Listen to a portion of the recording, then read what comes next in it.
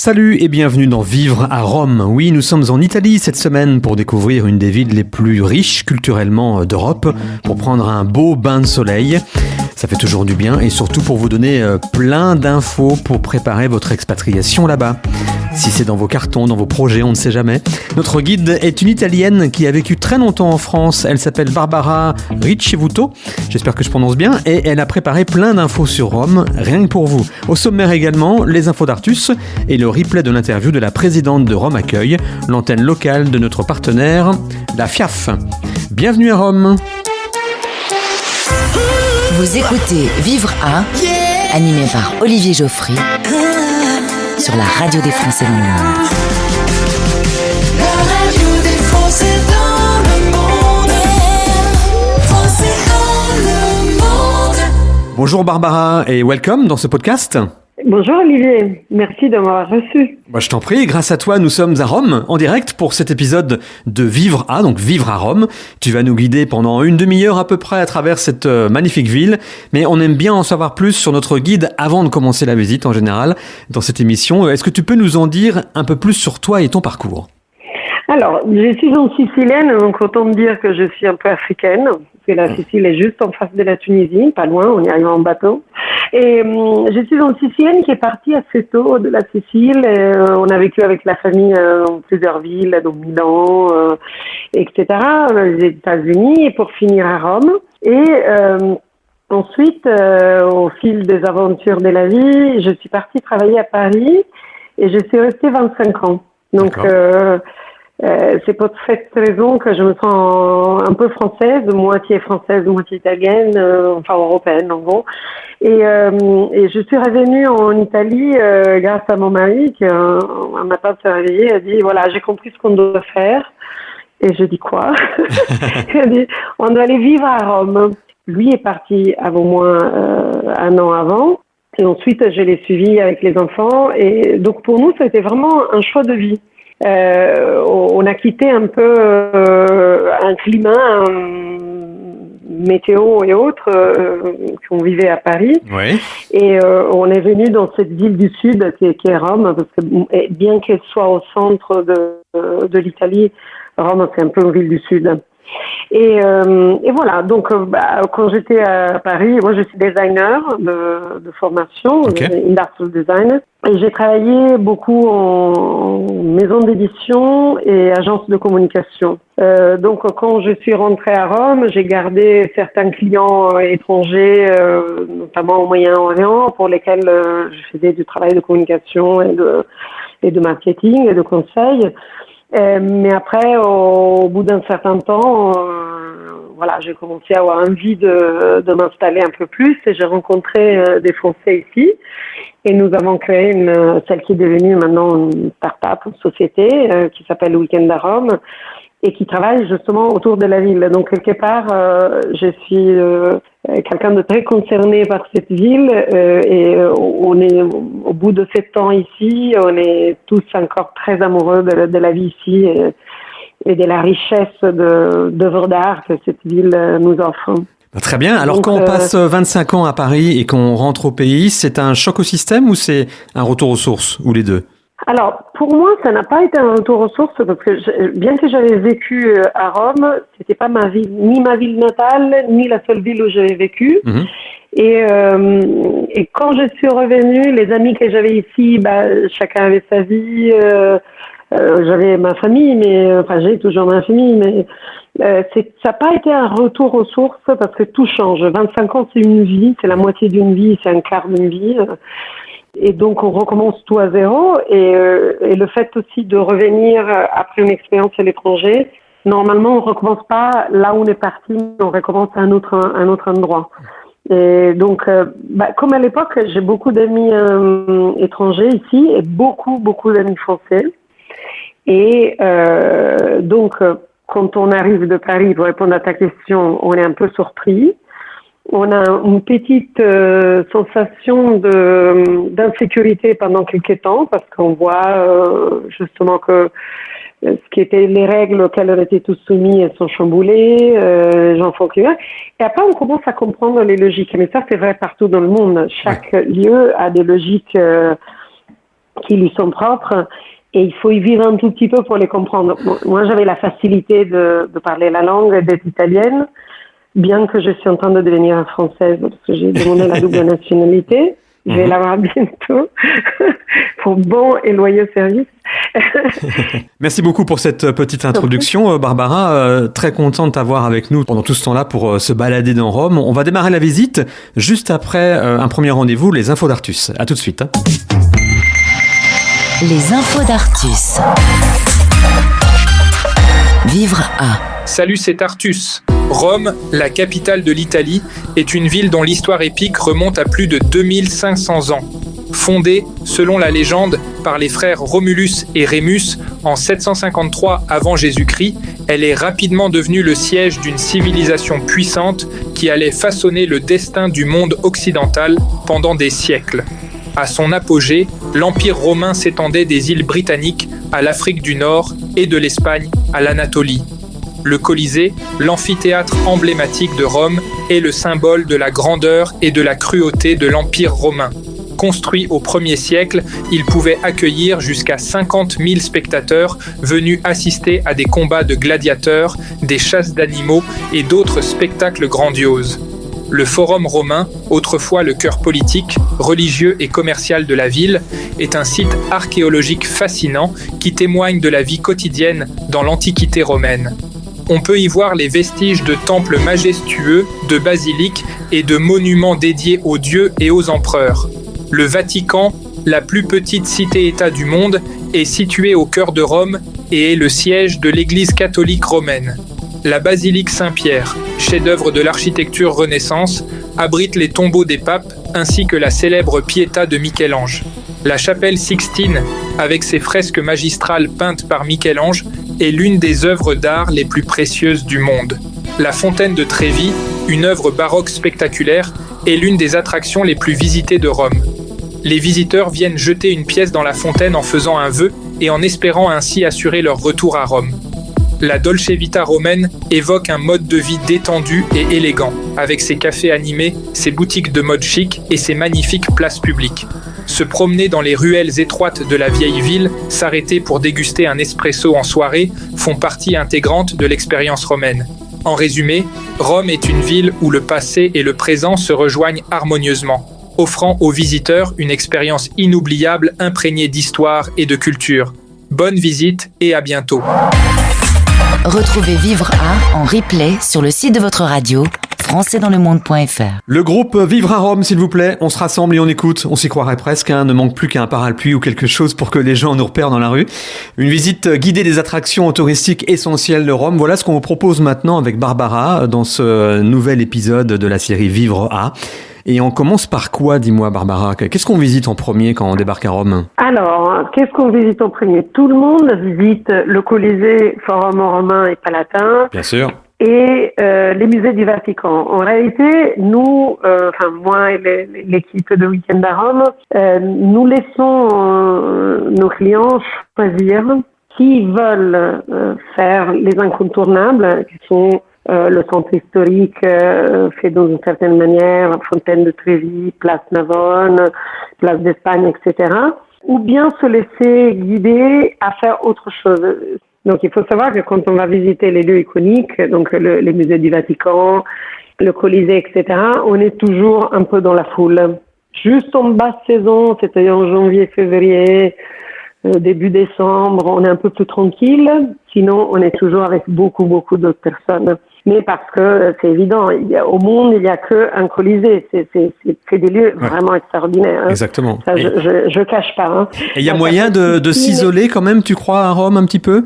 Alors, pour les places iconiques, par exemple, Fontaine de Trévi, qui est juste une pure merveille, il faut se lever tôt ou sortir tard. Par exemple, le soir, après 11h30 le soir, la place se vide. Les touristes sont fatigués, ont marché toute la journée.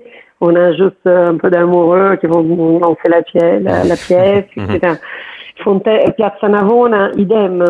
Donc, il faut pas hésiter. Se lever tôt, un matin, c'est pas grave, on se lève tôt pour aller bosser. On peut se lever tôt pour vivre la beauté extraordinaire de ces lieux. Parce que Piazza Navona ou Place Navone, par exemple, c'est un lieu, mais fantastique. On a les œuvres de Bernini, de Borromini sur la même place, le baroque, on a les traces de l'ancienne arène des jeux. Et donc, Rome a ça de particulier que c'est même quand on visite une place baroque, en réalité, on voit les ruines, parce qu'on peut descendre sur la Piazza Navona, on voit les ruines romaines. Donc, c'est vraiment la stratification des siècles, c'est notre mémoire collective et c'est aussi le lien très fort avec la Grèce antique, tout ce que, parce que les Romains anciens ont eu cette capacité d'absorber cette culture, d'absorber les cultures autochtones. Par exemple, il y avait les Étrusques. D'ailleurs, à Rome, il y a un très très beau musée étrusque qui s'appelle Museo di Valle Giulia. Et donc, les Romains, ils sont nourris de ces cultures, les ont remoulinées, reconstruites et nous les ont transmises parce que quand on regarde parfois des statues romaines, c'est des copies de statues grecques, plus anciennes encore de, je sais pas, 300, 400 ans. Donc, c'est une civilisation qui nous a reporté les civilisations antérieures et qui a su nous les communiquer. Donc voilà, pour visiter Rome, il faut pas hésiter de se lever, faut pas hésiter de venir nous voir. Mais il faut surtout avoir confiance si jamais on veut faire autre chose, de savoir qu'on verra quand même des œuvres majeures. Par exemple, si on veut ne pas être dans la foule dans les musées du Vatican, on peut aller au musée du Capitole. C'est le plus ancien musée au monde qui est sur le Capitole, donc on a vu sur les forums romains. C'est une place qui a été dessinée par Michel-Ange, donc on parle vraiment du grand art, et qui a été récemment rénovée, magnifique, très peu fréquentée, pas cher, et on peut prendre les billets sur le moment ou les acheter facilement sans se prendre la tête. Sinon, il y a un fantastique Palazzo Massimo, qui est à la gare Termini, donc on descend au métro Termini, en quelques minutes on y est, où on voit les fresques romaines. Il y a des pièces entières de fresques, donc on voit le niveau de civilisation de cette culture qui décorait le moindre recoin des dormes où c'était décoré. On voit les mosaïques, donc on voit où ils marchaient, c'est une pure merveille, et plein de sculptures, il y a des bronzes, etc. Donc c'est vraiment, il y a Palazzo Altemps, notre musée qui est juste à côté de Piazza Navona, un musée extraordinaire, rénové avec des statues colossales.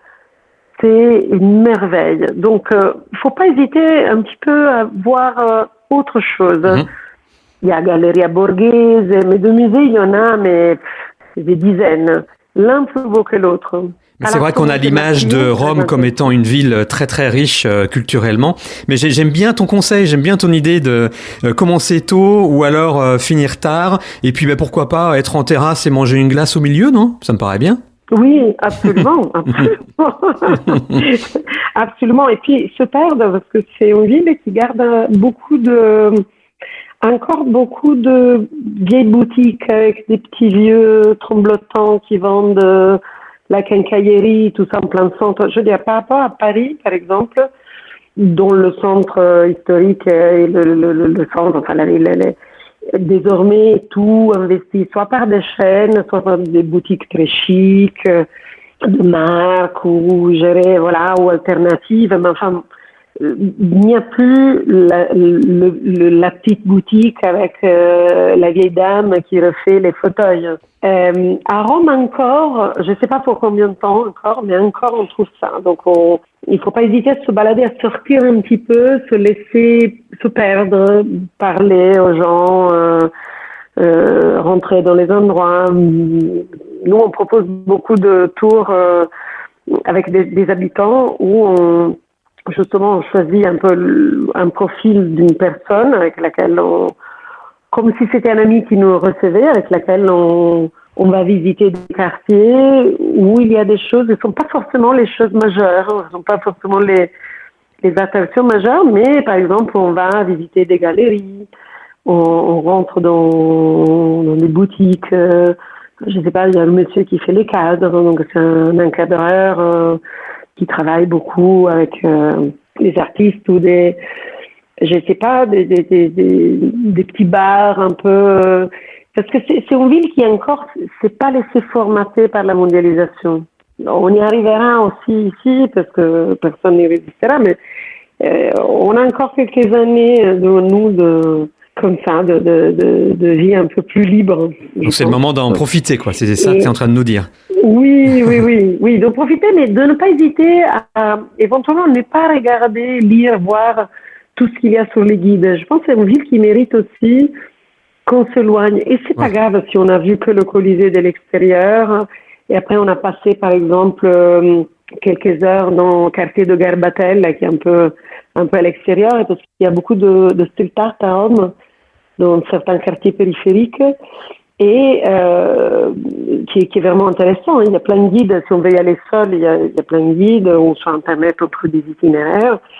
Et parce que comme ça, on rentre un peu en contact avec les gens aussi. On peut prendre des glaces dans des endroits où sont touristes, on peut tester. On mange beaucoup dans la rue à Rome, par exemple, donc faut pas hésiter à tester, essayer, demander aux gens du coin. Les gens sont toujours contents de donner des conseils. Alors justement, et puis, à propos de conseils, donc ça j'ai bien compris, tu le proposes pas mal à tes clients au travers de ton agence et de ton site web Week-end à Rome, et sans dévoiler trop de choses, hein, bien sûr, on en parlait quand on préparait cette émission tout à l'heure. Est-ce que tu as toi des coups de cœur, des bonnes adresses? Qu'est-ce que tu fais toi pour te poser à Rome par exemple? C'est une terrasse, c'est la visite de quelque chose, tu prends un peu de hauteur, ton top 3 des choses que tu préfères faire à Rome? Alors, bon, il y en a pas 3, il y en a 10 000, mais parce qu'à Rome, moi, par exemple, j'aime beaucoup aller sur le Tibre. Eh ben, à propos du Tibre, il y a une très belle péniche qui s'appelle la Bahia, c'est une péniche à quai. On peut y aller même rien que pour boire un verre, c'est très sympa, ou pour dîner. Sinon, nous, on dîne beaucoup entre amis, on y envoie nos clients à la Trattoria Polese, qui est dans le centre, pas loin de Castel Sant'Angelo. Et c'est une trattoria familiale. Moi, je cherche toujours des endroits, dans la limite du possible, qui sont tenus par des familles qui appartenaient au père, au grand-père. C'est typique italien, le fait de transmettre son entreprise à ses enfants.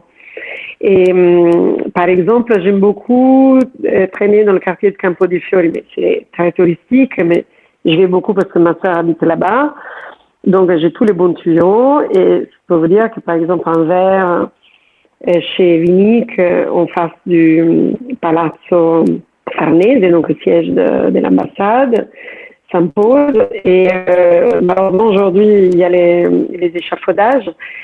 Sinon, aller manger la boulangerie à Campo dei Fiori. Il y a une boulangerie qui fait angle à côté d'un restaurant qui s'appelle la Carbonara, qui est aussi bon. Et dans cette boulangerie, vous rentrez, vous prenez juste la pizza rossa, rien que ça. C'est la pizza typique romaine qu'on donne aux enfants pour le goûter de l'après-midi. Sinon, vous pouvez aller prendre les souplis à côté de la rue du Pied di Marmo. D'ailleurs, c'est un endroit intéressant à voir parce qu'il y a un énorme pied sur cette petite ruelle avec un énorme pied en marbre qui est le reste d'une statue monumentale. Et voilà. Et sinon, nous avons récemment découvert les thermes romaines de l'hôtel Six Senses. Le Six Senses, c'est un hôtel 5 étoiles, magnifique, etc. Mais les thermes sont abordables et c'est vraiment les thermes romaines. C'est-à-dire, on a le calidarium, le frigidarium et le tepidarium. C'est-à-dire eau chaude, tiède et froide. On a la mame, le sauna. Et ça, on aime bien y aller, même entre amis. La typologie de bain, c'est un parcours de bain romain. C'est-à-dire, on rentrait d'abord dans l'eau chaude, on se prélassait, ensuite on passait à l'eau tiède, et ensuite on passait à l'eau froide. Et donc, c'est quelque chose qui réactive à la circulation et qui est très agréable à faire. Le tout dans une atmosphère super chic, très décontractée, etc. Donc, quand on a piétiné toute la journée, moi, je conseille Il y en a un autre qui s'appelle Acqua Madre, On y va aussi.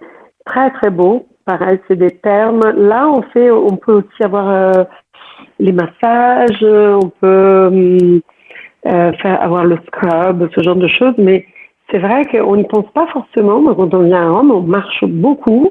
Et se découper 1-2 heures dans la journée, surtout en fin de journée, de relax, je trouve que c'est une bonne suggestion en tant que touriste. Non, je suis d'accord, c'est une bonne idée. Voilà. Il y a beaucoup de choses à faire à Rome, il y a énormément de choses à faire, c'est pas facile de résumer en quelques minutes, mais en tout cas pour l'instant c'est une bonne piqûre de rappel de ce qu'il faut absolument voir à Rome ou comment visiter Rome un peu autrement grâce à tes conseils. Et puis c'est pas fini, dans quelques minutes on va s'intéresser à tout le reste, l'aspect culturel, comment mieux s'intégrer, comment créer une entreprise aussi là-bas, toutes les questions qu'on se pose un peu dans chaque épisode, mais qui sont importantes pour mieux comprendre là où vous mettez les pieds en gros en arrivant. Mais d'abord, c'est la rediff, notre replay podcast avec notre partenaire la FIAF et Gauthier pour l'interview de la présidente de Rome Accueil. 10 minutes. Le podcast des Français dans le monde. françaisdanslemonde.fr. À Rome, ah là là, quelle jolie ville avec ses magnifiques bâtiments, ses délicieuses pizzas. C'est vrai que notre pays est très proche de l'Italie. Pourtant, on va vous donner quelques points de vigilance si vous comptez vous y installer. C'est avec la FIAF et Rome Accueil qu'on va échanger là-dessus. Marianne, bonjour. Bonsoir Gauthier. Bonsoir à tous. Tu as un vrai prénom français, hein, Marianne. Oui, alors mon prénom d'épouse est Munoz, mais mon nom de jeune fille est Rousseau. Donc là, franchement... Ah oui, il n'y a pas de doute. Et comment les Italiens disent Marianne ? Alors je leur prononce toujours Marianne, puisque le E se prononce E, parce qu'autrement c'est la catastrophe. Mais en fait, Mariana existe en italien, donc je me transforme souvent en Mariana.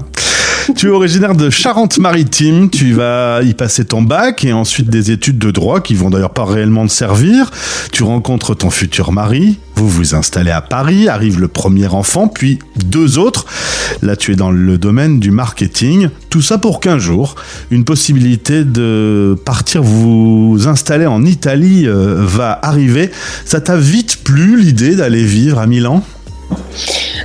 C'est moi qui ai poussé mon mari en fait à nous installer à Milan parce qu'il hésitait sur le fait que moi je vivrais à Milan et que lui vivrait à Padoue, donc à côté de Venise, et donc ça voulait dire que le quotidien ne serait pas ensemble et on s'y était toujours refusé. Mais l'attrait de l'expatriation a été plus forte que tout et donc nous sommes partis et nous n'avons jamais regretté cette décision. Tu m'as dit partir en Italie, c'est pas vraiment partir à l'étranger. C'est quoi ? T'es une vraie européenne convaincue pour me dire un truc pareil ? C'est certain. Mes enfants ont fait leurs études partout dans le monde, donc encore plus maintenant. Mais oui, je pensais que l'Italie, parce que j'y avais passé des vacances depuis toute petite, franchement, c'était pas forcément l'étranger. Européenne convaincue aussi. Mais bon, tout compte fait, c'était peut-être pas si facile que ça et c'était peut-être pas si proche de ce que je pensais à l'origine. Il y aura des différences quand même, on va en parler. 2021, vous vous installez à Rome. Ton mari, donc on le disait, bosse dans le nord à 45 minutes de Venise, Vicenza. J'ai essayé de le dire bien, ça va ? Vicenza, si. Installé à Rome en 2014. Ça. Et en fait sur les 2 villes depuis le 2021. C'est ça, t'aimes bien avoir un pied dans 2 villes en même temps, toi ? Ouais, j'aime bien. Alors, tu n'as jamais regretté cette installation, mais tu m'as dit, il y a quand même parfois des petites choses un peu difficiles. Alors, en effet, on est cousins, on a la même âme latine, mais il y a quand même des différences. Tout à fait, mais c'est évident. Et puis, c'est ce qui en fait aussi la beauté. Donc, on aime beaucoup de choses en commun, mais la langue est différente, l'approche est différente, la culture est différente. Ils ont une culture beaucoup plus littéraire, par exemple, que nous, qui sommes très cartésiens. Donc parfois ça crée des différences au niveau du travail. Mon mari aime beaucoup travailler avec les Italiens, mais certains Français ont du mal parce que justement cette originalité et ce côté un peu littéraire fait que parfois c'est un peu compliqué. Par contre, ils s'adaptent très très vite. Et ça, c'est un peu différent aussi. Donc, pour moi, c'est un plaisir, mais pour certains, ça l'est peut-être un peu moins. Et quant aux enfants, ça s'est passé comment pour eux ? Alors mes enfants, ils ont adoré l'Italie, donc il n'y a pas de souci. Mon fils aîné travaille en France depuis très longtemps, mais dans un cabinet d'architecture italien, donc il parle italien au quotidien, alors qu'il n'a vécu que 2 ans avec nous à Milan. Et puis les 2 autres, c'est pareil, ils aiment l'italien, ils sont totalement bilingues, donc dès qu'on se fait des réunions de famille, c'est systématiquement chez nous en Italie et pas chez eux, soit en France, soit aujourd'hui aux Pays-Bas pour ma fille. Mais vous parlez en français. Nous parlons en français, c'est ce qui est bien un peu bizarre pour nos amis italiens, parce que c'est vrai que entre nous parlons français, mais dès qu'on s'adresse à nous, on parle en italien. Donc voilà, mais oui, on est franco-français, donc on parle entre nous, on parle français. Si vous écoutez Français dans le monde, que vous vous apprêtez à vivre une expatriation en Italie, faites attention, en effet, c'est à côté, c'est en Europe, mais il y a quand même des points de vigilance. Toi-même, tu as rejoint Milan Accueil, puis Rome Accueil. Tu es bénévole en 2014, tu entres dans le système... Non, tu es membre en 2014, bénévole en 2019, j'ai du mal avec les dates aujourd'hui, et tu deviens présidente en 2023. Il y a 250 familles sur place. Clairement, si on doit s'y installer en Italie, on contacte Rome Accueil depuis la France, parce qu'il y a des petits points de vigilance sur l'administratif, tu m'as dit. Oui, tout à fait. Il ne faut pas hésiter à nous contacter, effectivement, et plutôt en amont, parce que ça permet justement d'anticiper certaines choses. Il y a des démarches administratives qui peuvent être faites avant d'arriver en Italie, et après, il y en a à faire sur place. Mais c'est vrai qu'il faut les faire, parce que aujourd'hui, tous les pays, notamment les pays européens, communiquent énormément, donc il faut faire attention. Ces derniers temps, on a une vigilance particulière sur la fiscalité, et donc sur le fait de déclarer ses impôts au bon endroit. Si on vit plus de 6 mois dans un pays, on doit déclarer ses impôts dans ce pays. Donc si vous vivez plus de 6 mois en Italie, c'est en Italie qu'il faut payer les impôts. Étrangement, on n'est souvent pas d'accord entre pays européens, mais nos administrations fiscales se mettent vite d'accord, hein. Toujours, bizarrement. Et c'est quoi les grandes démarches que tu m'as dit des noms qui sonnaient italiens, donc ça faisait très sympa. La première, c'est le codice fiscale. Donc, c'est un numéro qui ressemble à notre numéro de sécurité sociale, parce qu'il est construit exactement de la même manière. Et on en a besoin pour tout. Pour tout, même pour aller chez le médecin, on va nous le demander. Alors oui, c'est vrai qu'en France, c'est exactement la même chose. Mais voilà, pour avoir une facture sur n'importe quoi, ils nous demanderont le codice fiscal. Et donc, c'est vraiment la première démarche. Après, c'est la résidence, donc le lieu où tu vis. Tu dois te déclarer à la mairie, et ça, c'est important. Et après, le troisième, c'est de faire la tessera sanitaria, donc qui est l'équivalent de notre carte de sécurité sociale. Voilà. On a beaucoup d'étudiants qui partent faire leurs études en Italie. Attention, clairement, depuis quelques années, notamment avec cette mode Airbnb, il y a un petit souci sur le logement. Et d'ailleurs, plus que ça, tu m'as dit, il y a même un système d'arnaque très organisé, donc be careful.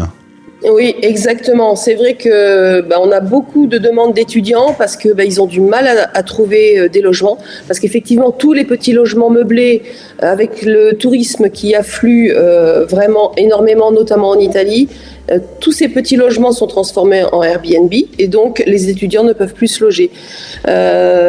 Donc attention, parce qu'effectivement ces derniers temps ils ont mis en place une arnaque toute bête.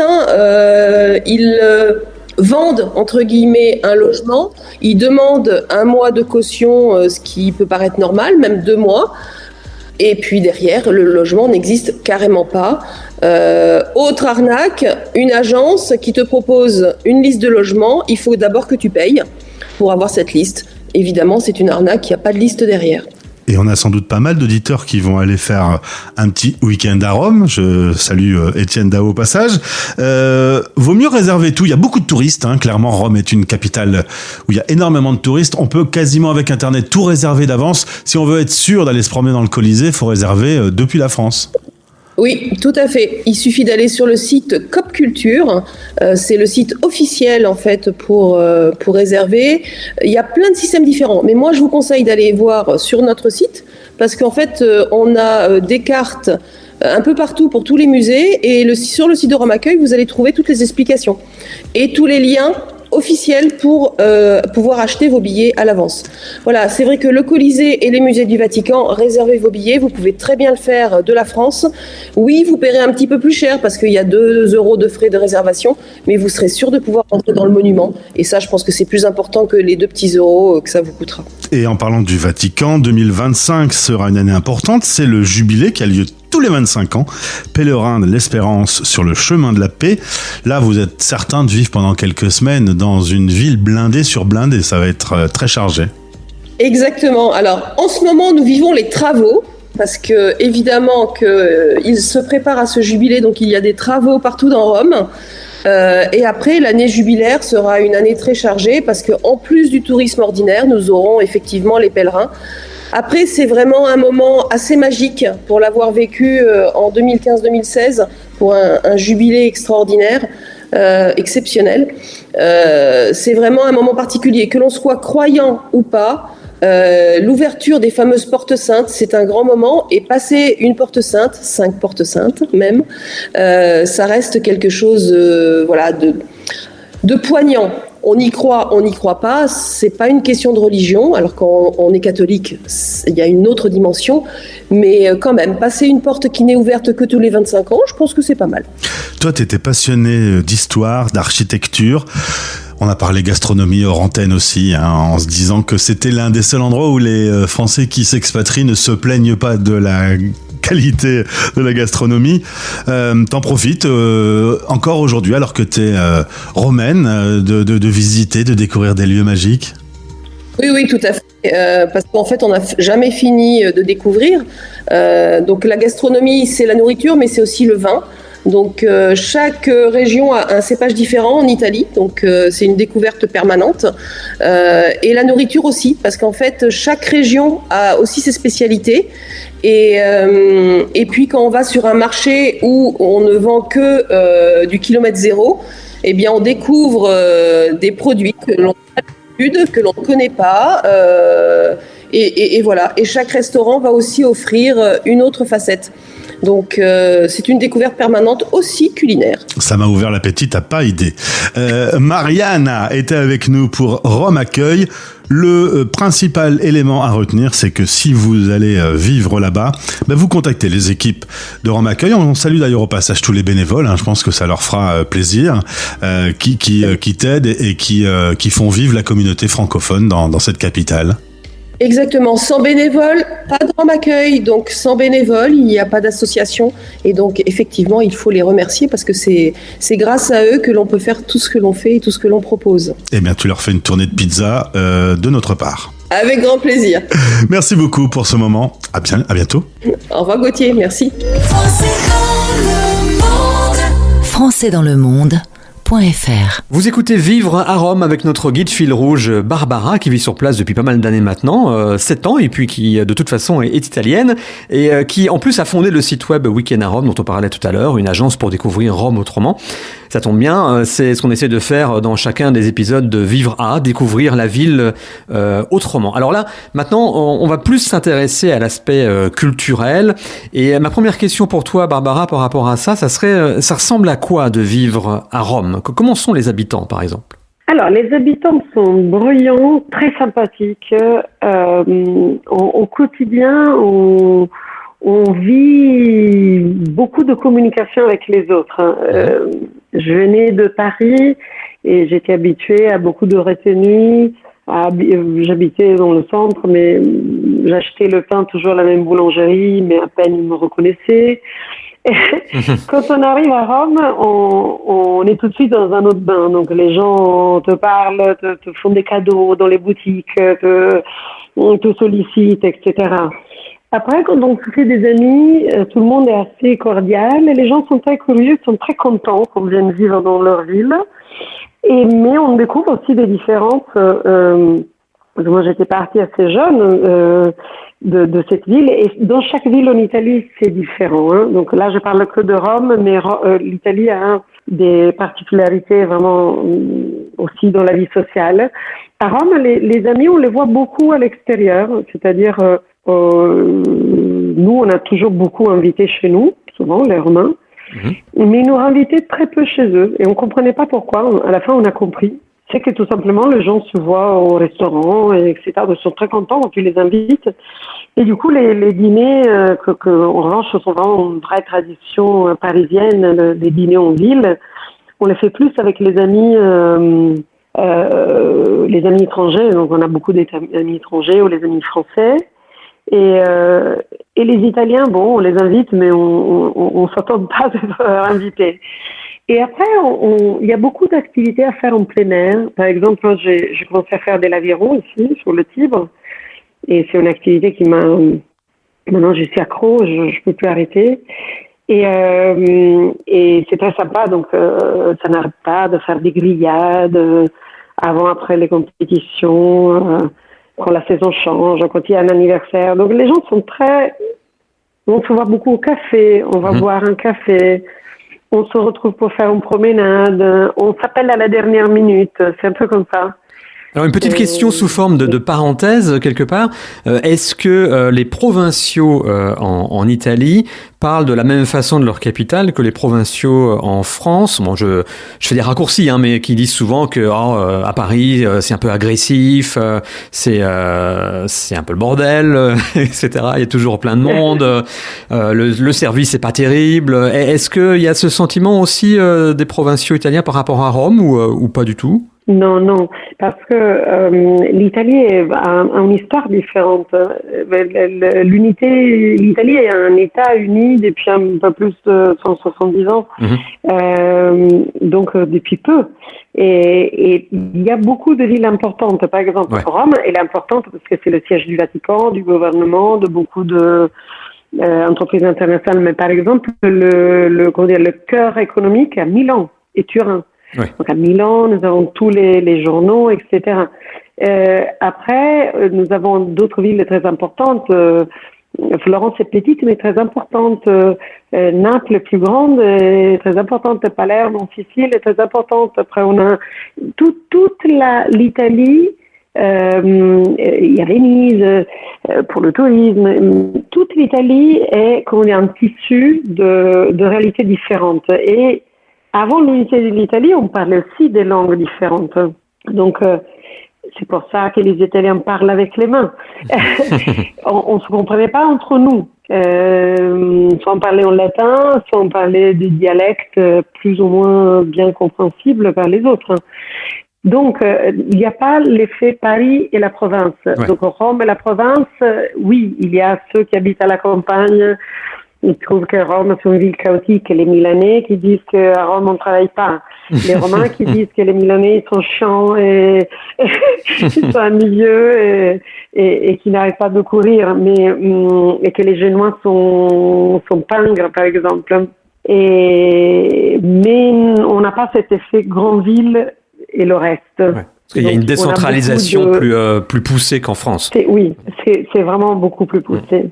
Alors si on se met dans la peau maintenant, pour continuer un petit peu dans le sujet de comment sont les habitants, comment mieux s'intégrer, etc. Si on se met dans la peau d'un Français expatrié qui a décidé d'aller à Rome, est-ce qu'il y aurait une façon, c'est une question que je pose toujours, de s'intégrer plus, alors facilement je sais pas, mais plus rapidement, de mieux comprendre les comportements, avec quelques conseils que tu pourrais nous donner, par exemple, dans un cadre professionnel notamment? Dans un cadre professionnel, c'est sans doute s'adresser aux associations locales du pays de provenance. Donc, moi, en venant de la France, la première chose, je me suis adressée à Pontevia, qui est l'association professionnelle, donc le réseau professionnel à Rome. Okay. Et par ce biais, j'ai rencontré des personnes et avec lesquelles aujourd'hui je travaille, par exemple. Et la première chose que tout le monde, tous les émigrés, parce que quelque part, je revenais dans mon pays, mais j'étais un peu un émigré de la France, parce que j'avais vécu quasiment que en France, donc je savais plus travailler.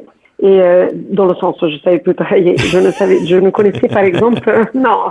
On travaille un peu en France quand même, hein? Oui. Non, mais je ne connaissais pas les spécifications techniques comme comment ça s'appelle un cabis en italien, comment ça fonctionne la comptabilité, Moi, par exemple, j'ai créé une entreprise, j'ai fondé une société. Comment on fait? Donc, je suis tout simplement allée voir des gens à Pontevia, je suis allée voir un expert comptable, j'ai connu par un autre réseau, et j'aurais dit, bon, moi je connais ce pays, mais je le connais pas quelque part, pour ne pas y avoir beaucoup travaillé. Donc, comment on fait? Et finalement, quand on est honnête, on trouve toujours des gens qui sont prêts à vous aider. Il faut demander de l'aide, Voilà, et essayer de demander aux bonnes personnes. Et c'est ça. Et ça a été un parcours compliqué pour toi de créer ta société en Italie? Ça a été compliqué parce que on l'a créé juste avant le Covid. Ah oui. Ouch. Une semaine avant, on avait. Donc, sinon, ça n'aurait pas été compliqué. En fait, quand le Covid est terminé, on a commencé un petit peu à travailler. Et puis, de plus en plus, et puis on s'est lancé. On a commencé à travailler pour des grandes entreprises comme Hermès, Lacoste, Engie, etc. Et on s'est lancé assez vite, mais on n'aurait pas eu le Covid, probablement ça aurait été tout beaucoup plus simple. Hein. Mais disons, on s'est installé dans un secteur qui est en croissance en Italie, le secteur du tourisme, hein, partout, hein, dans toutes les villes. Donc, il y a de quoi faire. Hein. Donc oui, c'est difficile parce que monter une entreprise est toujours difficile. Parce qu'on crée quelque chose, mais c'est passionnant, c'est extrêmement passionnant. On a l'image de l'Italie comme pour la France d'ailleurs, hein, d'un pays assez administratif, assez lourd administrativement. C'est toujours le cas, même pour monter une start-up? Ah oui, c'est toujours le cas, bien sûr. Mais je pense que c'est pas, c'est pas des choses qui doivent freiner quelqu'un qui a envie d'entreprendre. Parce que, encore une fois, on demande à ceux dont c'est le métier de te conseiller. Ça a un petit coût, mais ça achète aussi la sérénité.